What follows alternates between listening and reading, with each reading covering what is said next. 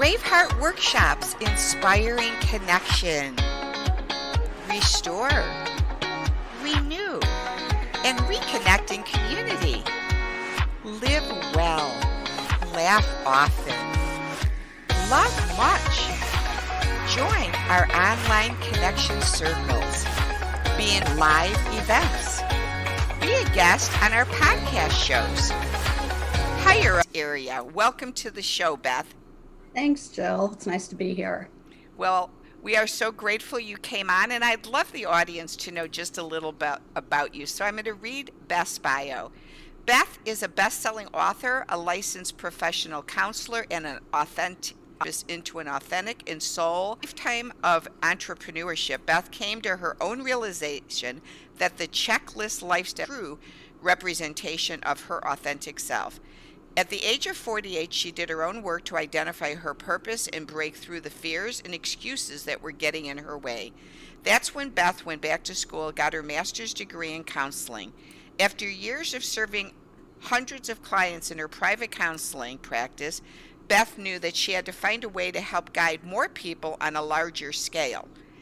That's when the authenticity of caddises and one-on-one coaching she gained on her own personal journey to help hundreds of people live a life in alignment with who they were meant to be. So thanks so much, Beth, for sharing a little bit about yourself in your bio. Yeah, thank you. Thank you for reading all of that. Well, on the Connection Show, Beth, we love connection with others, and that's what we're all about.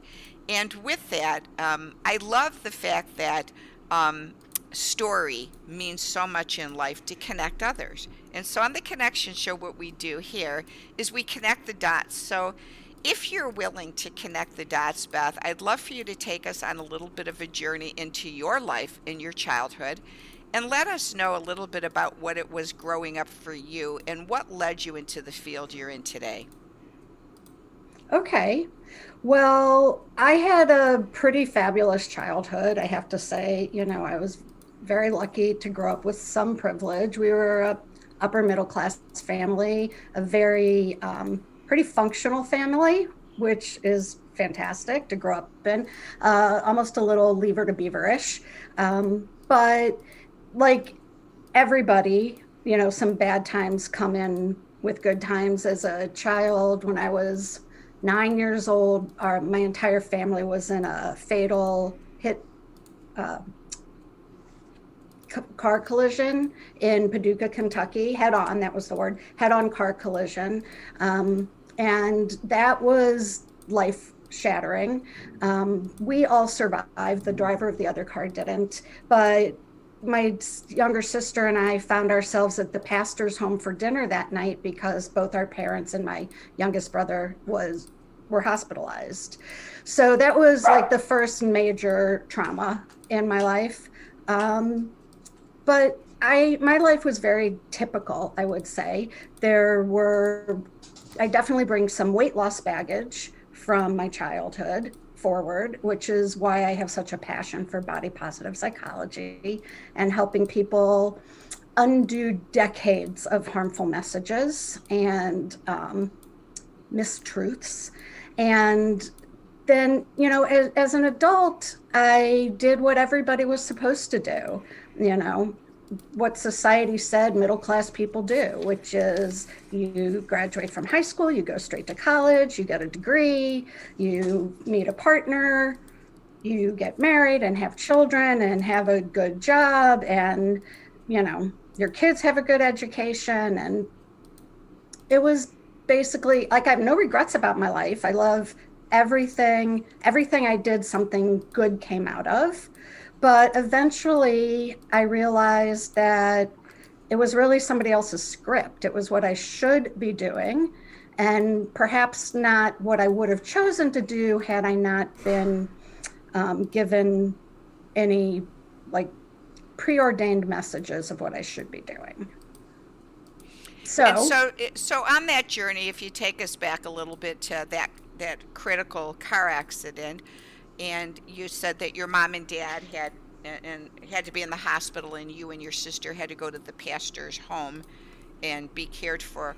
what was that relationship like for you and your sister with the pastor, and I'm assuming his wife? Was that loving? Was it compassionate? Well, we were only there until late in the evening. Oh, Like right okay. around midnight, my grandparents had driven down to Paducah and were able to pick us up. Oh, And so we okay. didn't spend the night there. We were just these two little nice Jewish girls who were completely out of their comfort level, sitting around the dinner table with the pastor and his like seven children. And Wow. um, it was scary How did you end up there? That's kind of, because there was no adult to care for us. but I mean, how did you meet this pastor? Where did he come from? He was the clergy at the hospital. Okay, and so he out of the kindness of his heart, he brought Or you his to his home. job. Okay, Yeah. Or his job. I okay. guess it was either that or social services. And I don't know what that would have consisted of in Mm-hmm. Paducah, Kentucky in 1971. So, Yeah. So as yeah. a child, then you said two Jewish girls. Did your family raise you in the church, with Judaism? Did you go to synagogue as a child Mhm. growing up? Okay. Yes, Okay. we did. Okay. And so then at what point you had said in your childhood you had this weight loss stuff going on? What was going on there with the food, and were in the you said there was a lot of weight loss? Well, I just think much like now, the message from the diet industry is skinny is the only good and healthy thing. And, so my mother was going to Weight Watchers and said, "Do you want to come with me?" And of course, I said yes because my self value was still tied to my body size, um, because we didn't know better then. I didn't. I was too young to know better, really. We all know, I'm happy to say, myself, my mother, my children, we all know better now. But it was kind of a sign of the times, and there was no such thing as body positivity back then. Okay. So you didn't struggle like with anorexia or anything. It was No, more I didn't have an eating disorder. okay. So it was more body image stuff that was being brought on with this feeling of to feel included with mom, come along with me to Weight Watchers and connect with, this food plan that they're telling you to. So all of that was connected. The Yeah, dots was connected back then. yeah. I mean, Hmm. my mother at the time was definitely doing it as a way of helping me, Hmm. just not realizing it was more harm than help. Yeah. Yeah. So, at what point then so you grew up and left home, and I'm assuming you leave then and go off to college then, or did you get married? I heard you kind of brush over different things there, and I wasn't sure what took place then. I went to college. Hmm. I didn't graduate the first time. I came home after 2.5 years. I had really burned myself out. I stayed there over my summer after my sophomore year in Denver. And I went to school at the Denver Community College during the summer and had a full time job, to just earn some money and transfer cheaper credits back over to DU. And at the time, when the summer semester was over, I mean, it was a hard summer working full time and taking a full class load. And when the summer semester was over, I was looking at like 7 days of no school before the next semester started. And I was so burned out, I couldn't face it. And so I had my own like little mini breakdown. And my parents were like, "Why don't you come home for a little bit and rest?" And that I didn't go back at the time. But 7 years later, or maybe 4 years later, I went back and did an adult program for people who work full time. So we only had school at night. And then I graduated with a degree that was more suited to me because I'd taken some real life experience in the interim and knew that my original major I didn't want it anymore. So it was the best thing I did was taking that time off and get more in touch with what I wanted to do as an adult instead of a decision I made at the age of 16 for what I Yeah. wanted to do in my life. Hmm. And so Yeah. is at that point then, did you go to school and start taking courses to become a therapist then, or? No, no. I took I majored in communication, but from the business school, and with a business focus, usually it's a liberal arts focus in communications. So I did that. And then right after graduation, I was asked to go to Israel and volunteer. It was during the first Intifada, and they were looking for volunteers in either the hospitals, on the kibbutz, or in the army to do jobs that reserve soldiers couldn't do because they had been called up. So I did that and volunteered in the army for a couple weeks, just a couple weeks. That's all the program was, but it was an amazing program. Wow. And then I came back and went to live in Dallas, was invited there by one of the women I befriended in Israel. And that's where I met my husband, the father of my kids. And then we created a life here, having moved back to St. Louis, having kids, created our life with our kids, and eventually bought a business. And, and then the entrepreneurial game was on. So I didn't go back to school until I was 48. Wow. And that's when I went and I got my degree in counseling. And what type of business did you and your husband start then? We bought a restaurant. Oh, okay. He was a chef. So we bought a restaurant. Okay. Yeah. Good. And I did other things. I was a home builder until the crash, the real estate crash in 98. And that took me into bankruptcy because I was in the middle of building a home, and I was building big, like $1 million homes. And the bank called in a large loan before it was due because they were going under also. And so I went down with a lot of bigger, smarter home builders than me. That's a shame. Did you still have the restaurant at that time? No, and I was single at that time. Oh, okay. So you're not married anymore. Right. Okay. And I loved doing it, but now here I was at like 47 with what do I do next? I really at a point of reinventing myself completely. And I was on the fence between doing something I really loved and just doing something that I could bring home a paycheck, right? Like I had 2 young kids. I still had to support them with their father's help. And I was broke because everything was taken during the bankruptcy. So that was my going back and forth. What do I do? And I opened another business that was called Green It.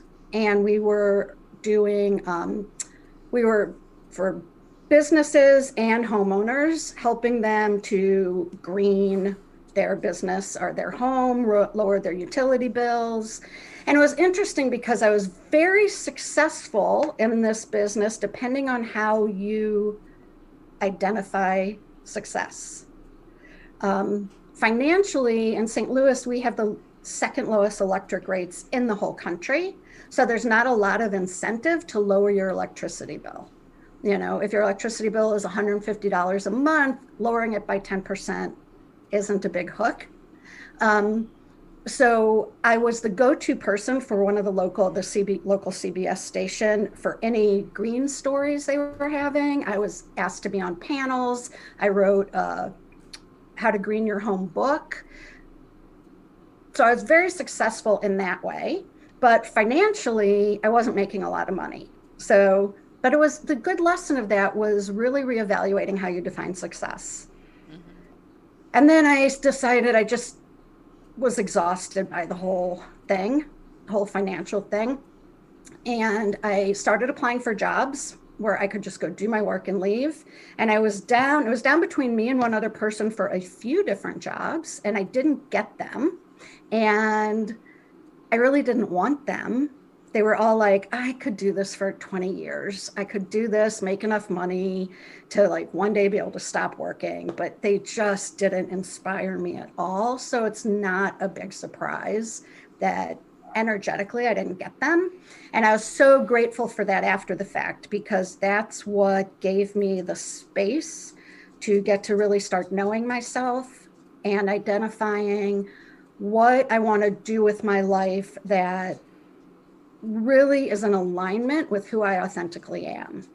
And that's when I like just broke through all my fears and excuses and knew I really wanted to be a therapist and help people.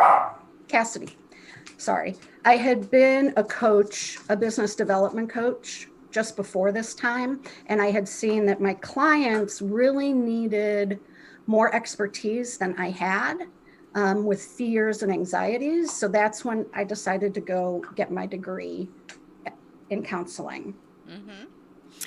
Now, when you use the word authentic, I've done a lot of my own personal work, Beth, and so in your practice, have you utilized any types of modalities like internal family systems, IFS with Dick Schwartz, or EMDR as a modality of healing with your clientele? So I don't use IFS because like that's an enormous thing to really be educated on and get certified in, a few years and a lot of traveling. And I don't do that, and I don't do EMDR, but I do thought field therapy, which is tapping therapy. Mm-hmm. And I do a lot of cognitive behavioral therapy, solution focused, and positive psychology. Mm-hmm. I Okay. integrate all of that. Awesome. And where are your children these days now? How old are they and where are they located?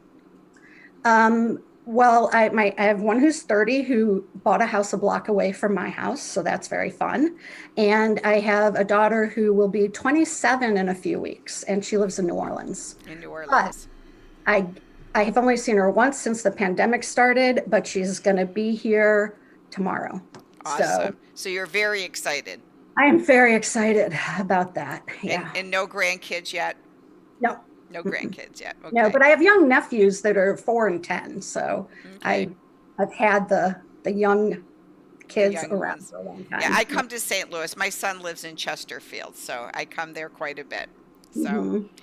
well, that's great to get to connect the dots and find out. I love connecting the dots because story is so impactful in our lives. And so, um, being that this year I felt a vision of, with everything that's gone on in the world, Beth, I felt a vision of that came to me of inspiring and creating hope, health, and healing in the world, which I think is so important today. And so I love to look up words in the dictionary and see where they come from. And so the word hope is defined as to cherish a desire with anticipation, to want something to happen or be true, like hoping for a promotion or hoping for the best. I also looked up what hope meant biblically, and it said it's commonly used in the Bible to mean a confident expectation of what God has promised, and its strength is in His faithfulness. In your life, Beth, what does hope mean for you in 2021? Hmm. That's a good question. You know what? I love the healing part. What I haven't talked about at all, and the reason I actually wrote my book was because I've had a lot of really big health issues. Um, like once I was paralyzed from the shoulders down and on life support and had to start all over like a newborn baby, learning to use every muscle again.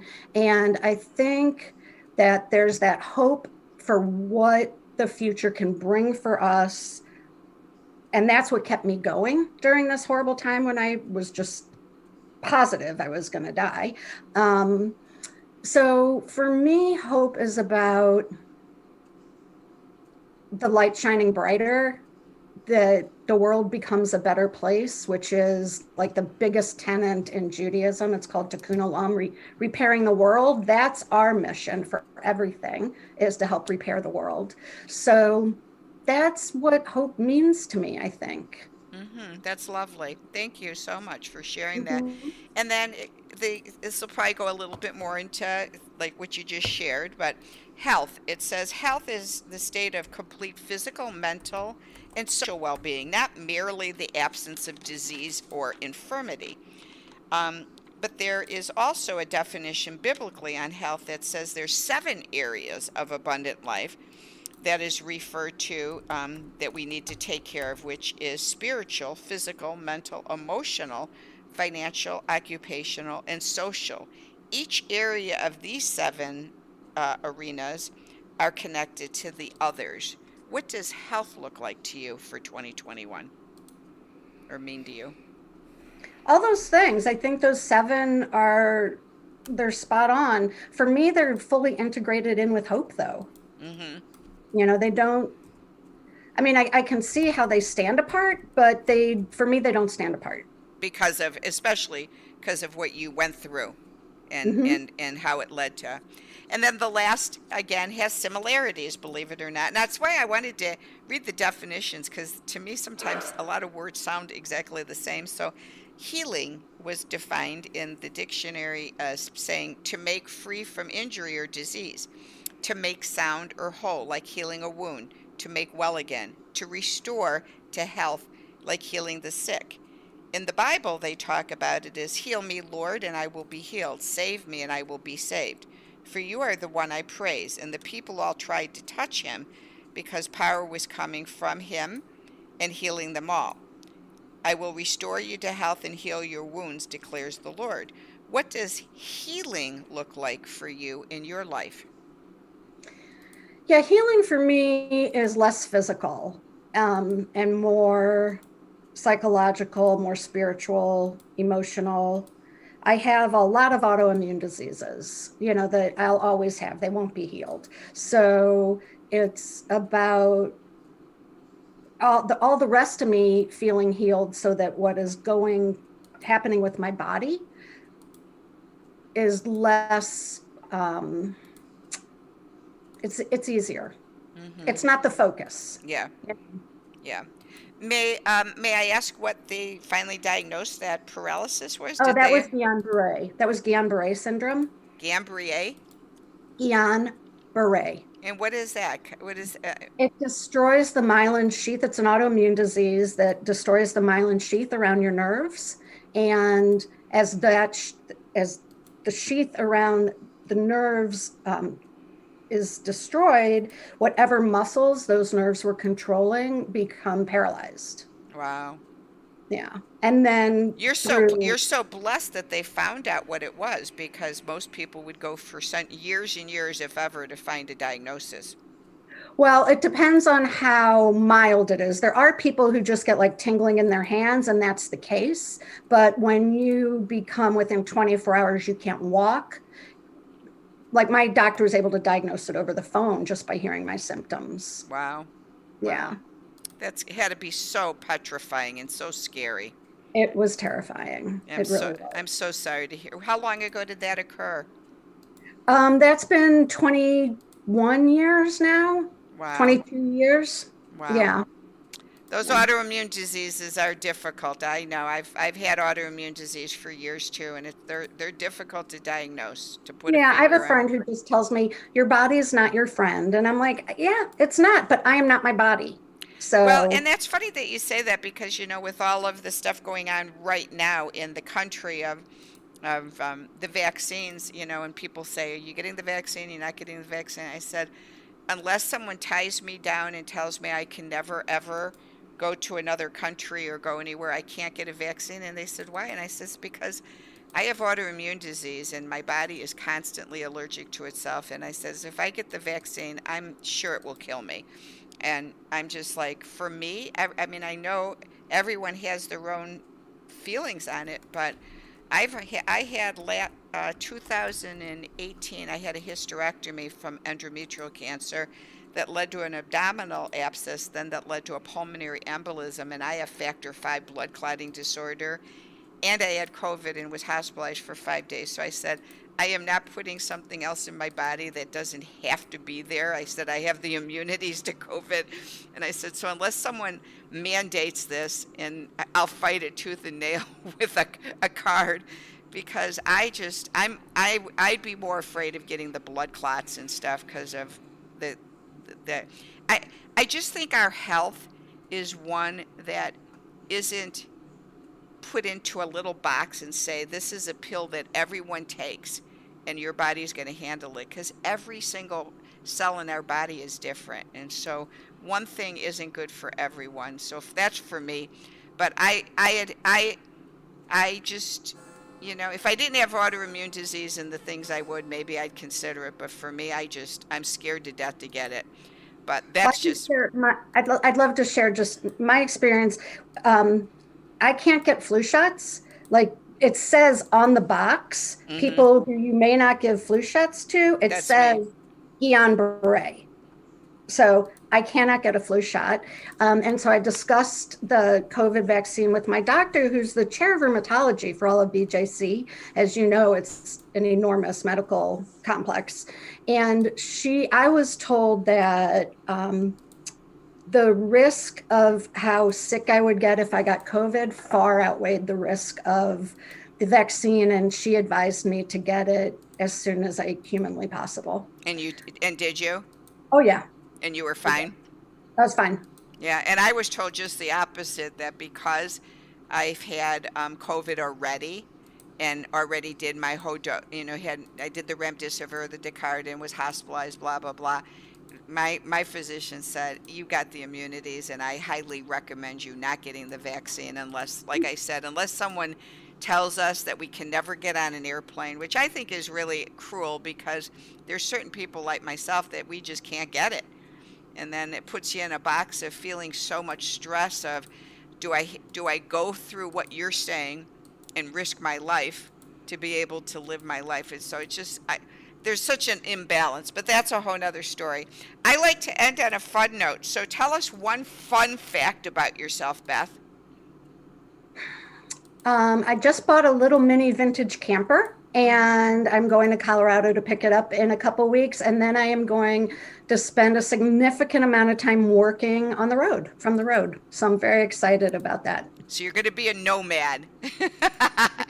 That's Yep. great. That's great. Yep.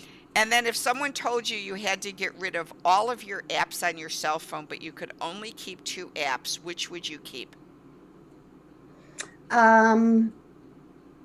Messaging, so I could keep in touch with my kids and friends, and photos. Okay, sounds great. Well, I would love the audience to see your bio. So this is how you can reach out to Beth. It's got her website and her bio's here, and this will be listed on the YouTube channel as well. So Beth, it's just been a privilege to get to know you today and let the audience get to know a little bit more about you. And for those of you who are joining us, we'd love to remind you that the Connection Show and Braveheart Workshops is going to be hosting a first live conference of 2021 in Branson, Missouri on August 20th to the 22nd, creating hope, health, and healing in the world. So please join us in Branson to hear 17 speakers with amazing stories of themselves connecting dots, and their stories hopefully leading to hope, health, and healing in your lives as well. So thanks again, Beth, for coming on and joining us today. Absolutely. And I hope that you'll, somewhere will be available for your listeners to know about the speaker series that I'm interviewing you for. Yes. And that you're going to be a part of. Yes. I'm going to be on Beth's show tomorrow, and she's interviewing speakers on authenticity, correct? Yeah, it's aligning with your authentic self and purpose, a soul-based approach to reaching your full potential. And today was the launch day, but all 21 speakers, one will be up each day, and people will be able to go back and watch all of them at their leisure anytime, and it's free. And it's free. So, thanks again, Beth. Have a blessed day, everyone, and thanks for joining us on the Connection Show. Bye now.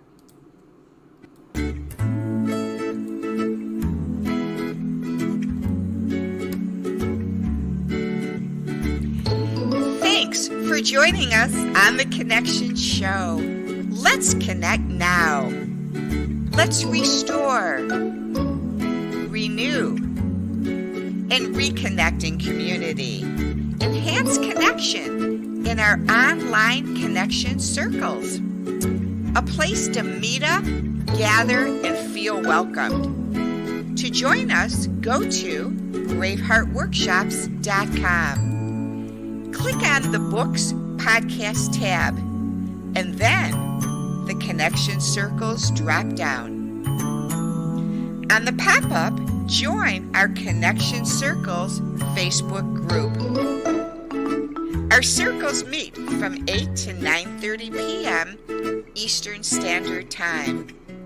Share story, topics, and laughter with men and women. To learn more about Connection Circles, go to braveheartworkshops.com. Thanks for joining us on the Connection Show, and have a great day.